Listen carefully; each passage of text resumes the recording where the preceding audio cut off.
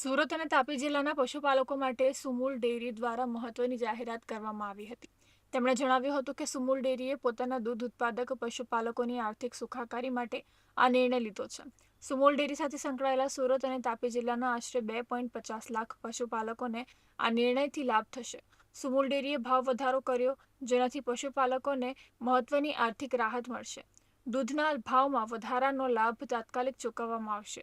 સુમુલ ડેરીએ કહ્યું કે પશુપાલન એક ખર્ચાળ વ્યવસાય છે, તેથી પશુપાલકોની નફાકારકતા જાળવવી મહત્વપૂર્ણ છે.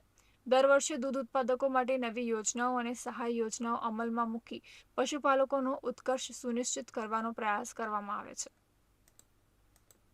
મોદી સાહેબનું પણ સપનું છે કે ખેડૂતોની આવક બમણી થાય દિશાના પ્રયત્ન સહકારની સમૃદ્ધિ મારફત જે રીતે સુમુલ કરી રહી છે અને આવનારા દિવસોમાં ખૂબ જ ઝડપથી પશુપાલકોને જે રીતે આર્થિક યોગદાન આપી રહી છે, એને કારણે સમગ્ર સુરત તાપી જિલ્લાના પશુપાલકોમાં ખૂબ જ આનંદની લાગણી છવાઈ છે.